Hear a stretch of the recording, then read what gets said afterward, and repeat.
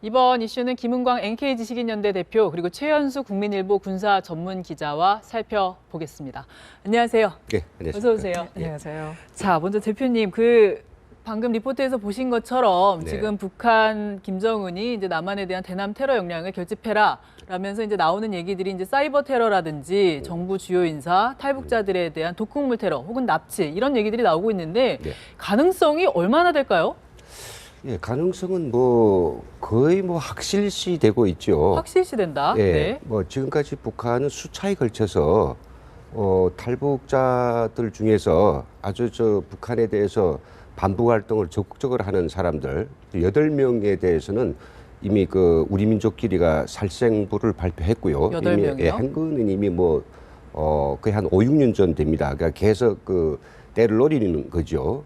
그리고 또 우리 정부의 어떤 뭔가 국방장관이라든지 그리고 또 정치인들 정치인들 가운데서 북에 대해서 아주 비판의 목소리가 강한 이런 사람들 대해서도 엄청 이제 벼르고 있죠. 그래서 북한이 그러한 속심들은 이제 그런 김관진 대통령, 우리 이명박 전 대통령이 됐던 이제 개까지 풀어가지고 어떤 모형을 막 물어뜯는 네네. 그게 결국 북한의 심리란 말이죠. 그런데 그건 거기고 왜 최근에 그럼 이런 것들이 이제 거론되고 있느냐? 그거는 지금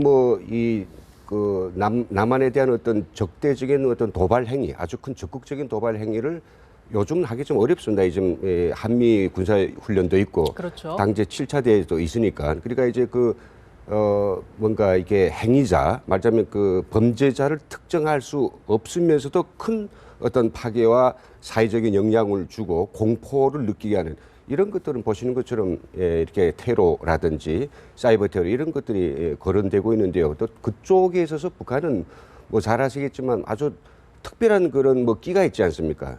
그리고 국정원이 최근 어떤 정보를 통해서 그런 것들을 이제 입수했다고 하니까 이게 사실상 어떤 현실성이 커지고 있다 이렇게 이제 말씀드릴 수 있을 것 같아요. 사이버 테러 가능성에 대해서도 지금 짚어주셨는데 이제 사이버 테러는 조금 이따 같이 좀 더 다뤄보기로 하고요. 자, 최 기자님, 이번에 그래서 이 정부 주요 인사에 대한 테러 가능성이 이제 거론이 되면서 그 중에 4명의 인사의 이름이 거론이 되고 있는데 김관진 청와대 국가안보실장, 한민국 국방장관, 윤병세 외교장관 그리고 홍영표 통일장관이죠. 이렇게 고위 인사들에 대한 테러라는 게 사실 상상하기는 쉽지 않거든요. 이런 것들이 현실화될 가능성이 있을까요?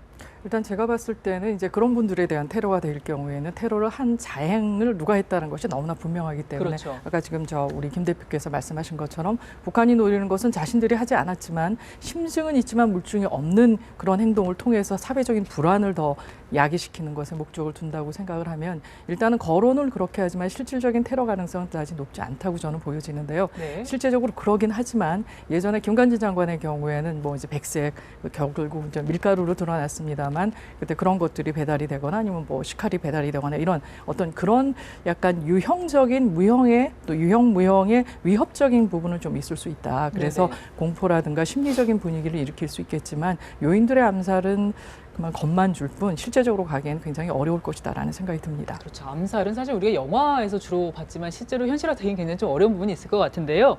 자, 우리 탈북자들 같은 경우에도 아까 표적이 된다고 말씀하셨는데 아까 네. 8명 얘기도 하셨는데요. 그중에 이제 주로 어떤 분들 혹시 대표님도 표적 중에 하나십니까? 표적 중에 한 명입니다만은 아, 네. 저 직접 겪은 이야기를 하겠어요. 작년 2년 전이에요. 14년에 팩스가 이제 왔어요. 그 팩스 보니까 어디로 왔나요, 팩스가? 저희 사무실에 사무실로? 예, 사무실에 왔는데 그 팩스 2장이었는데요. 네. 거기 보면 이제 여러 가지 저희를 hir난하고 죽이고 반드시 시궁창 넣고 목숨을 끊어버리겠다 이런 악랄한 그런 이야기와 협박과 함께 거기다 이제 벌거지를 이 곤충을 갖다가 이렇게 막 뿌려놓은 것처럼 그림을 그려놨어요. 아, 그 팩스에다가요? 그러면서 네. 이제 뭔가 이런 벌거지가 구데기 끼는 그런 시궁창에다가 너를 꼭 쳐야겠다. 이런 식으로 왔고요. 네. 그래서 그걸 받으면 기분 진짜 안 좋아요. 그거 잡으셨습니까? 어떻게 하셨어요? 저희 일단 경찰에다 이제 제가 신고를 했는데 나중에 네. 그 어디서인지 잘 모르겠다고 사건이 정리되더라고요. 아, 수사건이. 그렇군요. 네네. 뭐 그랬고요. 그리고 뭐 저는 뭐 약하지만 우리 그 박상학 그 대표 전단지를 날리는 대북 대표. 전단 주도하시는 분이죠? 그 대표는 거의 그냥 상시적으로 네. 도끼 세례 그다음에 뭐 협박 편제 또 북한에서 직접 그 파견해가지고 이 탈북자를 북한이 다시 역포섭해가지고 그한테 이제 이 독침 만년필 독침 권총을 줘가지고 네. 그래서 이제 만나자. 그래 했는데 사전에 이제 적발돼서 그렇지 목소리 잃을 뻔했거든요. 네. 뭐 그런 사건들은 이제 뭐 탈북자들은 뭐 많습니다. 우리 또 김성민 대표도 그렇고요. 네. 자유북한 방송하고 있는 분도 네. 그렇고. 근데 대표적으로는 또 우리 그 남한의 우리 탈북자만이 아니라 이제 남쪽의 어떤 북한 자유활동가들도 그런 도끼 세례, 피 묻은 도끼 세례를 많이 받았죠. 네. 국회의원에 가 있습니다만은 하태경 의원, 네. 대북방송 대표도 그렇고 그래서 이런 것들이 상당히 상시화, 일상화돼 있어가지고 해마다 한두 건씩은 생기거든요. 그러니까 이렇게 이제 해오면서 일상화된 것처럼 하다가 언젠가는 이제 벌리려는 그런 살육을 벌리려는 그런 아마 태도로 제가 읽혀집니다. 되짚어 보면 사실 1997년에 그 이한영이라고 김정일 처조가 권총으로 네. 대낮에 피살당한 사건도 있었고 네. 황정엽 전 비서도 여러 가지 위협을 받았었죠. 아, 그렇죠. 일단 사람을 직접 보내가지고 한두 명 아니죠. 다 이제 합심 신문소에서 사전에다 걸러져가지고 체포돼서 그러지 직접 들어온 사람들 많은데 어떤 방법으로서 황정엽 대표의 신상을 알려고 하고 네. 그리고 또 접근시키려고 하고 심지어 뭐 미인계가 됐든 뭐가 됐든 엄청 했습니다. 그래 근데 이제 하지 못하고 우리 황정엽 씨는 그래도 그놈들이 총에 맞아 가신 게 아니라 그래도 뭐 자연사를 했으니까 뭐 다행이지 그런 가능성이 거의 100%였죠.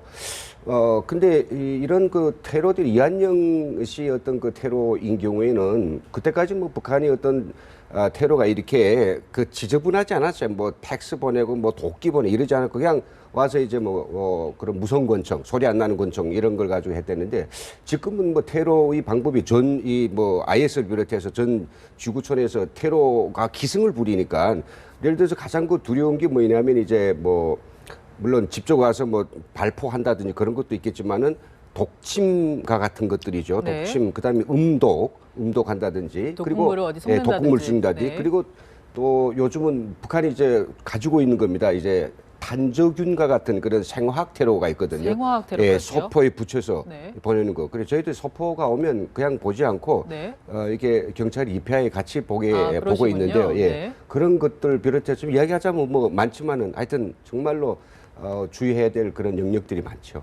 그 탈북 인사들에 대한 어떤 테러 가능성은 여전히 계속되고 있는 부분들 짚어주셨는데, 자, 최 기자님, 네. 아까 잠깐 사이버 테러 얘기를 했었는데, 자, 지금 북한이 대남 테러 역량을 결집해라라고 하면서 이제 사이버 테러 가능성이 굉장히 높아지고 있는데 어떤 부분에 대한 테러가 가장 가능성이 높을까요? 우리 시점을 본다면 어느 즈음이 될까요? 시점 같은 경우에는 보통 이제 북한이 도발한 케이스를 보게 되면 저희의 긴장이 좀 느슨해지는 시점을 노려서 하기 때문에 네. 지금처럼 긴장이 아주 고조되어 있는 상황에서는 어떤 일이 일어나더라도 북한의 소행이 아닐까라고 의심을 하지 않겠습니까? 그렇죠. 그렇기 때문에 그런 시기가 좀 지난 다음에 우리가 지금 좀 할까 하는 생각을 가질 만한 그런 시기쯤 하지 않을까라는 생각이 드는데, 특별히 이제 우리 김 대표께서도 말씀하셨지만 김정은 시대 들어오고 나서 이런 도발성이라든가 굉장히 의외성이 더 강화됐기 때문에 그 시기를 예단하기는 굉장히 좀 어렵다. 그게 저희로서는 굉장히 어려운 상황인데요. 네네. 그리고 또 사이버 테러가 있게 되면 사실은 북한이 오래전부터 사이버 테러에 대해서 준비를 해왔고 우리가 지금 감지를 못하고 있을 뿐이지 아주 여러 경로를 통해서 어떻게 우리의 이 사이버망을 뚫고 갈 것인가에 대한 실험은 계속하고 있고 뭐 농협 사건도 있었고 또 이제 방송사에 대한 테러도 좀 있었죠. 그래서 앞으로는 또 이보다는 더한 것이 될 수 있다. 왜냐하면 요즘 현대 사회에서는 모든 기관망이 사이버로 연결이 돼 있기 때문에 그렇죠. 만약 노린다면은 뭐 철도망이라든가 좀 지하철이라든가 이런 기관시설이나, 대규모 예. 기관 시설을 노릴 가능성이 좀 상당히 많다고 보고요. 그다음에 우리가 중요하게 생각하는 가끔 주요 시설에 대한 테러도 상당히 많을 것 같고 또 어떤 부분에 대해서는 아까 말씀하신 것처럼 이게 북한이 했을까라는 심증은 있는데 물증을 잡을 수 없는 다중 시설에 대한 테러 같은 것이 상당히 일어나지 않을까라는 생각이 듭니다. 우리 군에서도 그러면 대비 태세를 좀 강화를 했겠는데요? 네, 그러니까 테러 문제에 대해서는 이제 국정원 중심으로 하고 있고요. 또 이제 군에서 테러 전문 부대가 좀 있고요. 특별히 사이버 테러에 관해서는 사이버 사령부가 결성이 돼서 굉장히 오랜 기간 방어 역할도 하고 있는 상황입니다. 그래서 군의 경우에는 각 군마다 서드팀이라고 그래서 이 침해가 있을 경우에 그때그때 그 체크가 되고 보고가 되고 이런 상황이어서 이 군망 자체에 대한 그 보호는 굉장히 탄탄하게 되어 있는 셈입니다. 하지만 이제 일반 사회망에 관해서는 조금 더 보완이 필요할 것 같다는 생각이 듭니다. 그렇고요. 네, 지금 북한의 추가 도발 움직임이 포착이 계속 되면서 그 와중에 이제 한반도에서는 미국의 전략 무기들이 계속 전개가 되면서 이제 대북 무력 시위를 하고 추가 도발을 억제하려는 그런 움직임들이 있는데요. 자, 그저께 세계 최강의 전투기라고 하는 F-22가 한반도에 출동을 했었죠. 저희 그 리포트를 좀 더 다시 한번 보고 얘기를 이어가도록 하겠습니다. 네, 자, 이 F-22라는 거는 결국 김정은의 은신처를 굉장히 빠른 시간 내에 타격할 수 있다는 점 때문에 우리 김정은이 굉장히 두려워한다 이런 얘기들이 있었는데요. 자, 김 대표님, 네. 실제로 김정은이 이런 부분에 대해서 굉장히 두려워할까요? 지금 김정은이 모습을 감췄다. 뭐 이런 보도들도 나오고 있거든요. 예, 두려워하죠. 왜냐하면 뭐 그 전력이 어느 만큼인지 사실 알려진 것보다는 굉장히 비밀 그런 병기가 더 많거든요. F-22에 정말 그 지도부에 급습해가지고 단 몇십 분 만에 평양으로 들어가가지고 아야 그 모든 그 지하에 있던 어디에 있던 숨어 있다면 다 들춰서 사살할 수 있는 그런 뭐 무기다 보니까 두려워하는데 그러나 요즘 F-22가 왔다 해서 김정일이 벌써부터 무서워가지고 숨지는 않았을 것이고 네. 아까 언제 공격하겠나 이제 이런 걸 물어봤듯이 이 자유민주주의 국가다 보니까 다 알려줘요. 언제쯤 미국과 한국이 평양 김정일에 대해서 뭐 할 것 같다 다 알려주니까 그때 가서 대처해도 괜찮겠지만 지금은 그것 때문이라기보다는 아마 지금 들어박혀서 지금 어떻게 하면 이제 유엔의 그런 강경한 대북 그런 제재 조치에 대해서 어떻게 맞설 것인가, 막 이런 걸 좀 흉계를 꾸미느라고 모습을 잠깐 안 드러낼 수도 있겠죠. 그런 이유 때문에 드러내지 않는 것이다 이렇게 보시는 것이고, 자, 지금 이제 미국의 전략 자산들이 계속해서 이제 추가로 한반도에 이제 출동을 하지 않습니까? 네. 다음 달에 한미 군사 연습에도 또 이제 등장을 할 예정인데 어떤 것들이 있나요? 네, 아까 이제 정영빈 기자가 설명을 굉장히 자세하게 잘 해줬는데요. 이미 이제 노스캐롤라이나호 핵잠수함이죠. 핵잠수함은 어느 국가든 그 전략 무기로 보고 있는데 아까 말씀하신 것처럼 굉장히 은밀하게 물속에만 일단 들어가면 발견할 수 없는 상황이고, 또 게다가 핵 추진 연료를 갖고 있기 때문에 거의 작전 시간이라든가 반경에 제한을 안 갖고 있습니다. 사실상 무제한이군요. 네, 그러면. 게다가 네. 정밀도가 뛰어난 토마호크 미사일까지 갖고 있죠. 그래서 그런 노스캐롤라이나호가 지난 13일부터 15일까지 우리 해군과 함께 훈련을 끝내고 지금 한국에 남아 있는 상황이고, F-22는 지난해 왔다가 아직 한국에 있는지 다시 돌아갔는지는 분명치 않습니다만 네. 일단 와 있다라고 봐야 되는 상황이고요. 또 이제 3월 7일부터 시작되는 키리졸브 훈련과 독수리 훈련은 올해 사상 최대 규모로 이루어지는데요. 오게 되는 전략 무기로 대표적인 것이 B2 스텔스 폭격기, 그다음에 항모 전단이라고 볼 수가 있습니다. B2는 아까 설명 들으신 것처럼 그 최강의 전투기라고 볼 수가 있고요. 물론 네. 무장만 반으로도 20톤 넘는 어마어마한 무장을 좀 네. 갖고 있습니다. 그래서 네. 정밀 유도탄이 한 16발이 되고요. 아주 소형 그 정밀 벙커버스터 같은 경우 80발 정도가 되는데 한꺼번에 한 수십 개의 목표물을 달성할 수 있다라는 부분을 보고요. 그다음에 좀 대형 벙커버스터가 있어서 북한에는 지하 시설들이 굉장히 많은데 그렇죠. 이 대형 벙커버스터 같은 경우에는 지하 60m 또 콘크리트 두께가 6 내지 8m까지 관통할 수 있기 때문에 어마어마한 무력을 지녔다고 볼 수가 있고요. 항공모함의 경우에는 얼만한 중소국가의 공군력을 싣고 다닌다고 할 수 있을 정도로 네. 움직이는 군사기지라는 평가를 받고 있지 않습니까? 네네. 그러니까 함재기만 해도 그 F-18이 60여 대, 그다음에 공중 조기 경보기, 전자전기 같은 것이 무서운 거는 이제 공격을 하기 전에 요즘 미리 떠서 적의 전자전 기능을 완전히 마비시킨다는 측면에서 굉장히 큰 위력을 갖고 있는 그런 전략 자산이라고 볼 수가 있습니다. 네, 이렇게 강력한 미국의 전략 자산들이 계속해서 배치가 되고 있는 건데요. 그렇게 되면 북한의 추가 도발을 억제하는 효과 상당할까요? 억제하죠. 지금 뭐 이 시기에는 매맞기 실에서도 일단 좀 잠복에 있어요. 조용해지고 있는데 그 기간은 우리가 뭐 1년 내내 상시 이렇게 할 수는 없잖아요. 그러니까 한미 훈련 기간에는 좀 움츠려 들었다가 그리고 이제 한미 훈련이 끝나고 나서 또 자기들의 어떤 본격적인 레이스가 있습니다. 도발 레이스가 대체로 보면 5월부터 뭐 시작해서 한 작년도 8월 뭐 14일인가 그때 했죠. 뭐 그때 해가지고 이제 하는데 그 강도가 뭐 지금까지 우리가 경험했던 것보다는 아주 큰 거 하겠다. 지금 그래가지고 바짝 그 뭐 이 관련 부처들이 지금 긴장해 있지 않습니까? 네. 예, 뭐가 되든지 사이버 테러에 대해서 잠시 좀 더 부언을 한다면 사이버 네. 테러는 우리가 그 국가가 막을 수 있는 어떤 그런 범위가 있습니다. 그거는 뭐 모든 정부기관과 공공기관, 기업소 다 이걸 막아줄 수는 없어요. 그리고 한계가 있으니까요. 그래서 가장 중요한 전략적 기관들 그리고 국민들의 어떤 많은 어떤 이렇게 이해관계가 연결된 그런 기관들은 막아주는데 그 밖에 기업들은 자체를 해야 되고요. 웬간히 뭐 중요하지 않다기보다도 우선 중요도가 떨어지는 그 기관 자체를 해야 되죠. 그런 것들에 대해서는 북한이 뭐 정말 APT라고 하는 발전된 지능적 공격을 하기 위해서도 오늘 공격하기 위해서 오늘 뭐 하는 게 아니라 이미 오랜 적어도 6개월 이상부터 공격하자는 대상에 대해서 그 직원들 이메일을 해킹하고 또 관련된 사이트에 뭐 백도어를 심고 여러 가지 작전을 해가지고 하거든요.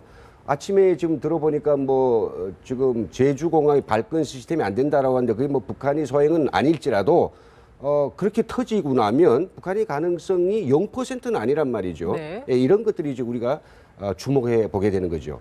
계속해서 이 사이버 테러에 대해서는 정부 당국이나 아니면 민간에서도 대비를 많이 해야 될 텐데요. 자, 사실 이 북한의 핵실험과 장거리 미사일 도발 이후에 결국 우리가 사드 배치 문제를 논의를 하고 있는데 한 가지 더 여쭤보자면, 자, 어제 중국은 이제 사드 배치에 대해서 반대하는 입장이지 않습니까? 네. 근데 중국이 둥펑 31A라는 미사일의 발사 장면을 처음으로 공개했어요. 이게 네. 어떤 미사일이고 발사 장면을 공개한 의도는 뭘까요? 일단 뭐 사드 문제가 불거지면서 중국이 굉장히 민감하게 나오는 건 사실인데요. 그와 관련돼서 이번에는 등펑 31D를 공개를 했는데 등펑 31은 사거리가 13,000km가 됩니다. 13,000km요. 네. 그러니까 미국을 겨냥해서 쏠 수 있는 본토까지 가겠네요. 네. 대륙간 탄도미사일이죠. 그래서 어떤 지원을 가지고 있고 어떤 모양을 갖고 있는가에 대해서 전 세계 군사 전문가들이 관심이 굉장히 많았었는데 한 번도 공개를 안 했습니다. 아, 그렇군요. 그러다가 이번에 공개한 것은 이제 사드의 한반도 배치로 인해서 동북아 지역에서 미중 간의 군사력의 균형이 지금 굉장히 아슬아슬하게 유지가 되고 있는데 그게 미국 쪽으로 가게 될 경우에 좌시하지 않겠다라는 것을 보여주기 위한 무력 시위라고 보여지는 거죠. 그러니까 본격적으로 이 사드 문제를 한국의 문제만으로 보는 것이 아니라 미중 간의 세력 그 신경전으로 보고 있기 때문에 그것에 대한 경고의 표시로 볼 수가 있는데요. 앞서 중국은 이 등펑 30일뿐만 아니라 등펑 21도 공개를 했습니다. 그 시험 발사 장면을 공개한 거는 등펑 21이라는 것을 항모 킬러로 보려고 있는데 네. 그 중국이 가장 두려워하는 것 가운데 하나가 아까 말씀드린 그 어마어마한 군사력을 지닌 미국의 항모 전단이 중국 쪽으로 가까이 오는 걸 굉장히 두려워합니다. 그렇기 때문에 심혈을 기울여서 개발하고 있는 미사일 가운데 하나가 이 항공모함을 공격할 수 있는 반함 미사일인 거죠. 그 반함 미사일의 대표적인 것이 바로 등펑 21 계열인데 그 앞서서 이 중국 관영 CCTV가 이 등펑 21이 계속 시험 발사하는 모습을 보여줬던 거죠. 네네. 그것은 미국에 대한 경고 방송이라고 볼 수가 있습니다. 중국의 미국에 대한 경고도 굉장히 거세지고 있고 한반도 정세가 점점 정말 심각해지는 그런 분위기가 감지가 되는 것 같습니다. 알겠습니다. 오늘은 시간이 여기까지 돼서 말씀 여기까지 듣겠습니다. 고맙습니다. 네, 고맙습니다. 네.